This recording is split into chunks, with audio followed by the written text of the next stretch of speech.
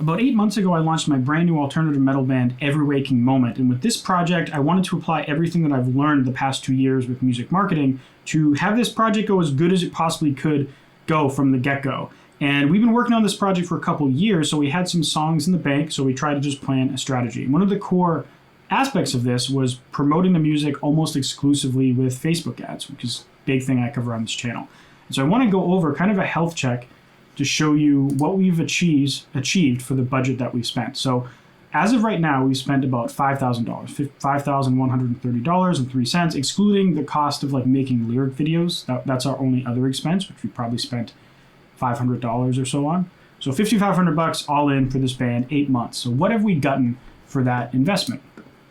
So first of all, we're going to go through all the individual stats, and I'm going to show you the specific types of campaigns that I've run to achieve those stats if they were relevant in the first place. So over on Spotify, we've had 212,000 streams from about 40-ish thousand listeners and about 2,500 Spotify followers. And to see the song breakdown, if I go over here, go to since 2015, you can see how that is spread across different songs and what our release schedule has been. February, March, May, July, and August. We have fallen a little bit behind just because I had a wedding to plan.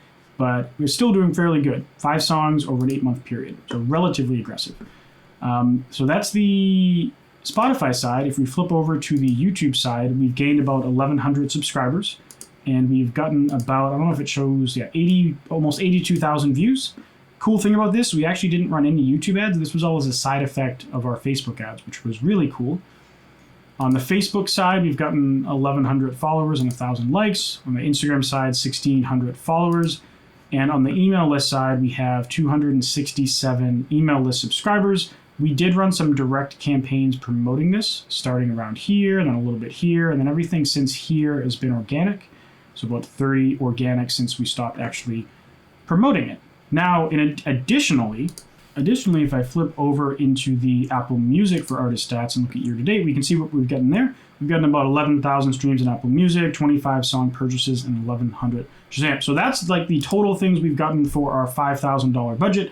Whether that's good or bad, I'll let you be the judge of that. I think it's fairly good considering brand new band, what we've built in terms of followers across all platforms. And there are a few other little platforms here and there, setting us up quite nicely for next year, I think. But now I want to walk you through the individual campaigns for those of you that think that's worth it. What did we do, and how can you replicate what we did across your own artistry? So these campaigns can be broken into a couple different categories that I'm going to call first warm-up category, when we first launched the ad account about a month prior to us launching the band.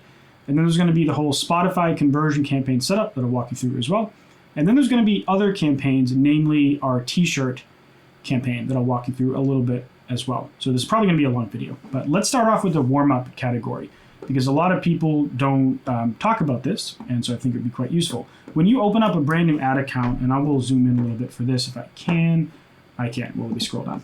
But when you first open up a brand new ad account, it's often a good idea to start running some ads to warm up your ad account. And this could involve a couple different things, but usually, like on one hand, it's to make Facebook trust you as an advertiser. 2, it's to give Facebook some data about your brand. And 3, to get a little bit of social proof before your first song and also have an audience waiting for your first song.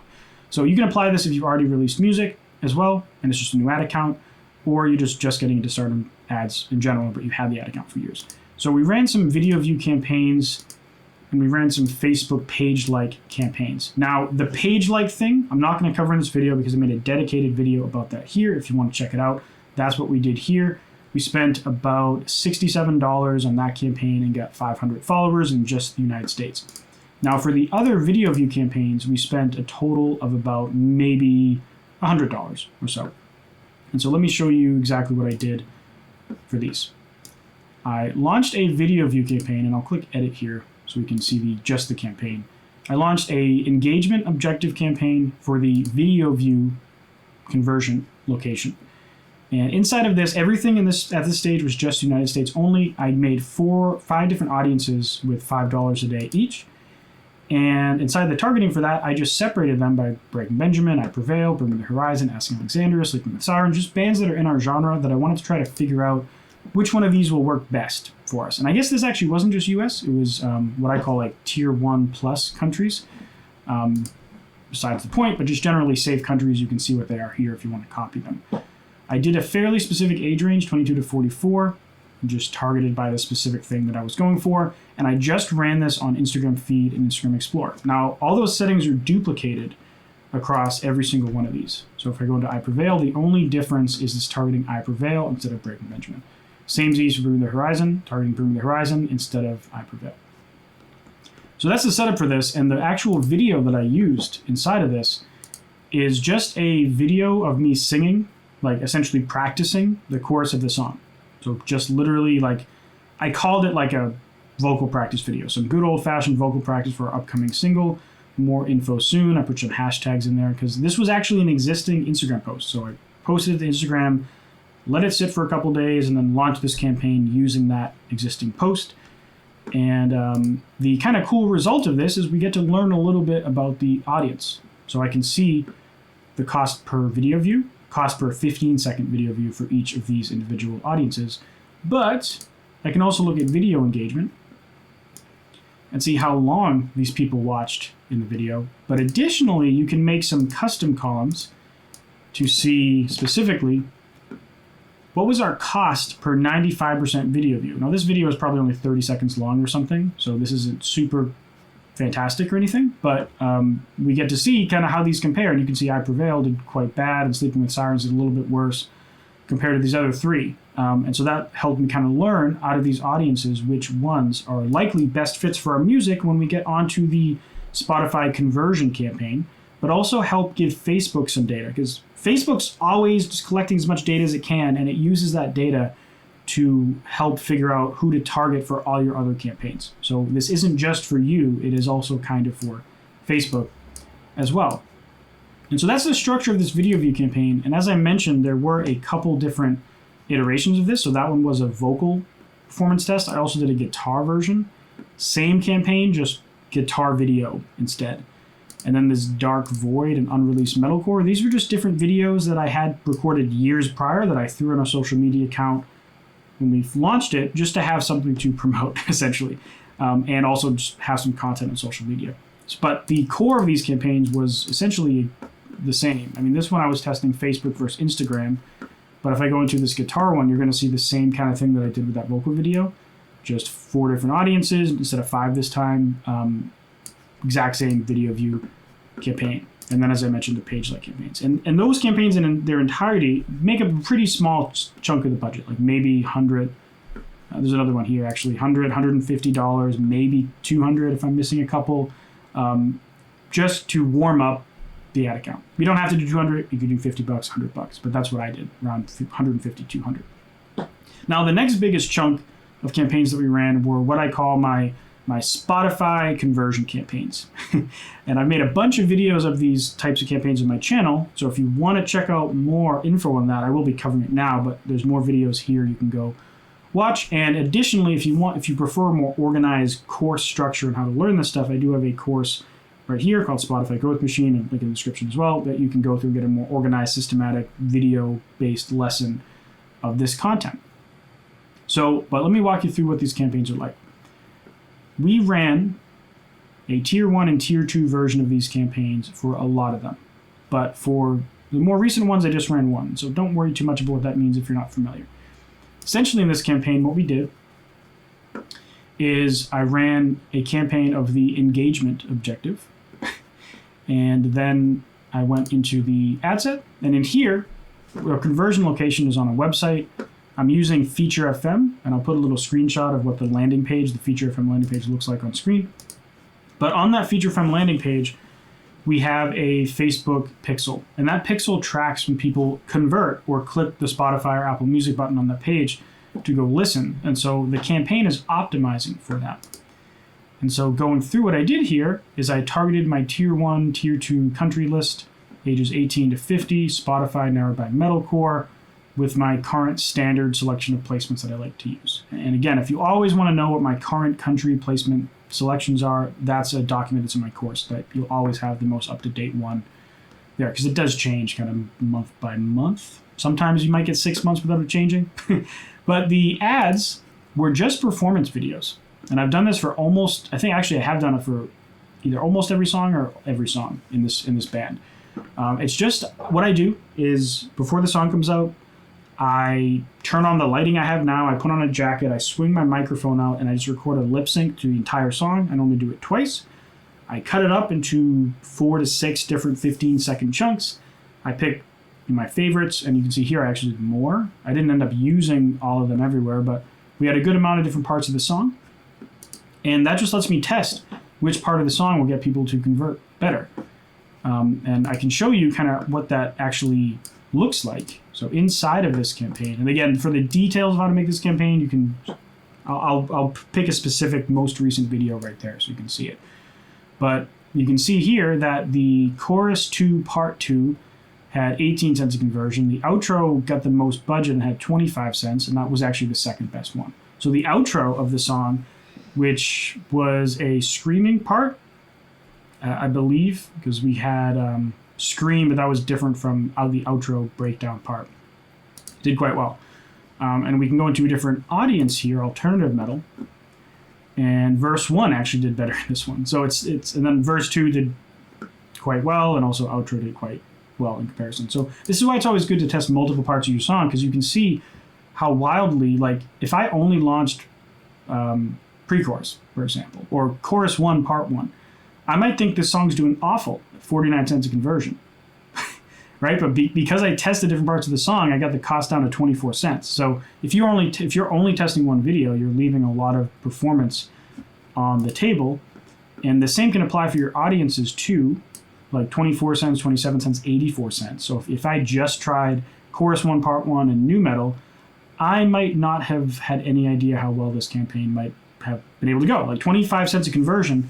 And over on the Feature FM side, there's actually a lot more than 2,500 conversions. There's over 3,000 conversions. So this campaign is actually doing like around 20 cents or a little bit less when you do the math on that. And we spent about $631 in this. And like you can, I'll just do it with this song because I don't want to do it with all of them. But if I go into the stats for this song, Forget, we can see what that $600 has bought me.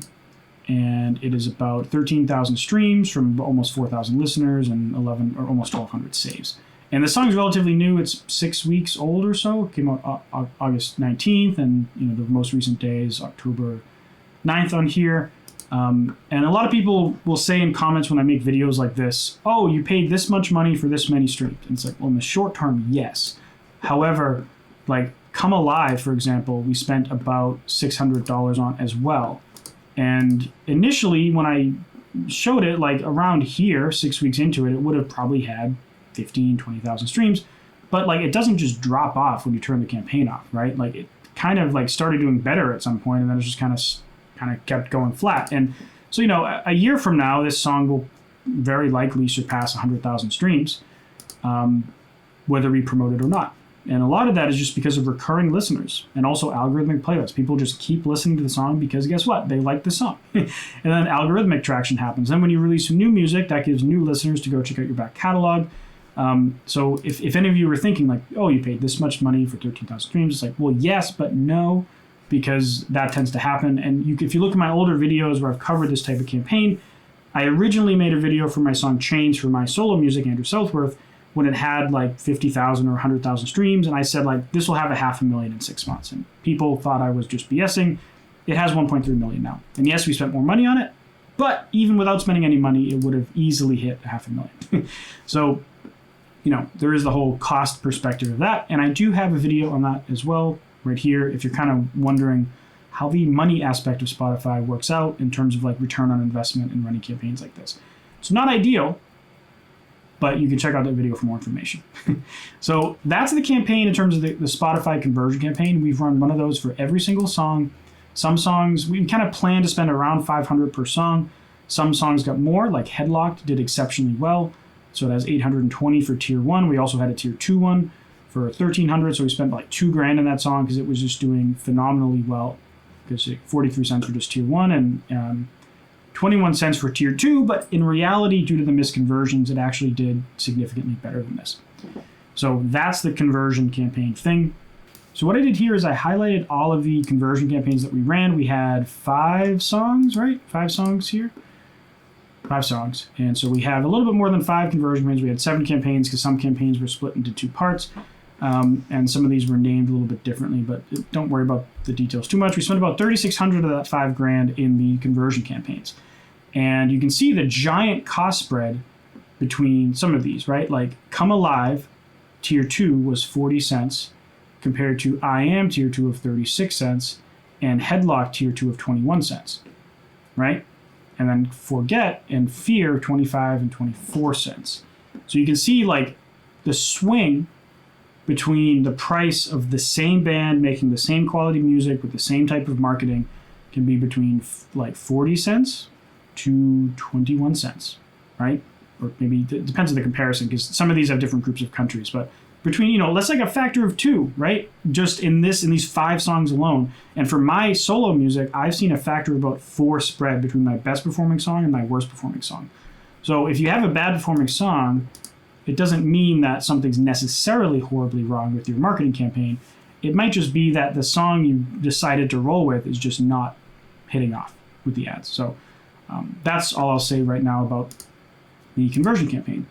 Now, the next category of thing I want to talk about is the whole email list campaign. And I don't know if I talked about this before in a previous video, but we had this campaign down here, Headlock t-shirt, that we spent $50 on, and that was different. I'll come back to that one in a moment. But then Headlocked t-shirt lead gen, right? So the lead gen one we spent $200 in, and you can see here it actually got 200 on Facebook leads. If I open up this campaign, we can see the different ad sets in here. And we had retargeting and then all these cold targeting. The cold targeting one's like 61 cents for email list sign up, like phenomenal. And some of the worst ones, $1.45, still phenomenally good. But at some point I turned all those off and then went with the retargeting one for $81. And this one still did quite good. But the reason why these look good but necessarily weren't the best is because of the way that we set up the offer on this campaign. Every time you're trying to grow your email list, you have to think of a bribe. It can't just be follow me for newsletter. Like, no one's going to care, and it's going to be really awful. We decided to do a giveaway for every t-shirt we released for every song we released in 2022. All you have to do is join our mailing list, and every 4 to 6 weeks when we drop a song, we'll send someone a free shirt. Great offer. The problem was that we started noticing some of the people signing up to our email list didn't give a damn about our music. They just wanted a free t-shirt. I don't know why someone would want a free t-shirt of a band that they don't like or care about, but I noticed just by looking at the social media profiles, there were a lot of people that seemed kind of like weird fits for alternative metal music, but then some of them just said, like on their Instagram profile, trying free products on the internet. Like they just sign up for giveaways all the time, which I didn't know that was a thing. So, and some of the people were real. The email rates were reasonably good. And some of the people were definitely engaging and like replying back to emails. But there was a big enough percentage of just kind of like people that we didn't want that I decided to kill it at one point and go with a retargeting. So because the offer was great as long as someone liked the music. So what I did is I had this retargeting ad set. That's the only one we ran. And I was just retargeting Instagram engagement, video viewers, people that converted on our landing page and excluding people that previously signed up to our list, people who watched videos, stuff like that. And only in countries that I was willing to send a t-shirt to and pay for shipping. And then we only ran it in kind of placements that made sense for the type of thing we were going for. And that improved it drastically. After that, we only ran it for 35 leads, $81, but to me, the quality I was getting was significantly higher, which makes sense because the people who were seeing the ad already knew that we were a band and already liked our music to some degree. Now, some of you might be wondering, what the hell is an on-Facebook lead? And that is a great question because this is a really cool thing that I might cover more extensively in the future. But essentially, like what happens here, and I have to zoom out to show you the full thing. When they click our ad, it doesn't take us to a website, like our website where we have the sign-in form. We do have that. It opens up this thing on Facebook or Instagram that it just says, want to win a free t-shirt, and they can click next. And then it auto-fills their contact information from their Facebook, or they can change it if it's not accurate. It gives a privacy policy, and then it thanks them, and then they can go to our website. I forget what link we put in here, but it's on Facebook. they never have to leave the Facebook/Instagram ecosystem, and as a result, there's a lot less friction, and the cost is lower. On my solo music, I ran a campaign like this, and it was like 3 times cheaper than sending people to my website and relying on Pixel leads. You still get all the emails. Like, I can just click download emails here, and I'll download them all. But what you can actually do is link up your CRM, like Drip or MailChimp or whatever, to your Facebook page, and every time you get a lead, it can trigger an automation and automatically like do something with it in your CRM. And so, I'll probably cover more videos on this in the future, but right now, if you want to learn more about that, I do have a course called Fan Growth Machine. You can check out in the description and up here. It's in beta right now, but that just means the price is lower than it will be ever in the future. So if you want to know more about that now, probably cover in the future, but it's a really cool campaign type for getting emails. So now there's a really important thing that I want to talk to you about is what are we using from how things have gone this year to influence what we're planning to do for next year. Overall, like the Facebook campaigns we were super happy with, like considering the amount of money we spent. This was between 2 people, by the way. We were very happy with like what we got in return in terms of subscribers and followers and email list and streams and stuff. Like everything for the most part did better than we were expecting because we didn't know necessarily how an brand new alternative metal project would go using Facebook ads. I knew for other people it had gone well, but how would it go for me and my new band? But there was one big glaring hole that we realized, something that we dropped the ball on entirely for this year that we're figuring out ways to mitigate for next year, is social media content. We have like this people that follow us on social media, and that would be Instagram, Facebook, and YouTube, and we do have a TikTok, but we posted 3 videos on it. The people that followed us were generally engaging with us quite well, leaving us like really, really nice comments, sending us great DMs. Someone on YouTube said without a doubt the best rock band of this generation, which like blew me away that anyone would think that highly of my music. And we want to have ways to like re-engage those people as much as possible for free and just give them better content. So, one of the things that me and Eric, the drummer/bassist of this band, we're thinking of is like, how can we make more social media content next year? How can we more embrace TikTok and Reels and have better video content? And how can we do it in a way that we can actually keep up with it when, I have another project and he works 1 million hours a week and I have my own business and YouTube channels? Like, how do we balance that? And so that's the thing we've been struggling with that we're planning out now in October 2022 so that when January 2023 hits around, we can jump into that. Now, the other thing is the email campaigns were quite good. Even $2.33 for a retargeting campaign is quite good for an email list. So the other thing that we were focusing on is how can we more adequately utilize our email list by providing people on our list with better content so they feel happy to be on our list. And 2, how can we start monetizing our list? Like that's been something I've been playing with, selling CDs this year for my solo music. You can check out a video on that if I still have any cards left in this video. I sold 800 CDs in around 3 or 4 months. And so we're getting close to where we can have an album. So that means we can pre-press CDs, perhaps vinyl if people are interested, and do more shirts and other stuff like that. So how can we engage our list, make better content, and start actually monetizing based off of this, $5,000 investment we've had, and how that investment will continue to grow as the next year comes. So those are things that I think will be very relevant to you for whether you decide to kind of follow in our footsteps and try any of this out. And maybe we'll answer some of the questions that you've had about like, how could this ever make sense if there's no way to make money with it? That's kind of the plan to make money with it, aside from the streams, also to have an active list and come up with great products that the people in your list would want to actually buy. So if you want to learn more about a lot of different topics that I covered in this video, you can check out this playlist right here with a bunch of music marketing videos. And if you want to check out my Spotify Growth Machine course, where I have a step-by-step breakdown of how to make the Spotify growth conversion campaigns that I showed in this video, I do have a course right here, and there's other courses in the description and the pinned comment below. Anyways, thanks for watching, and I'll see you next video. Bye.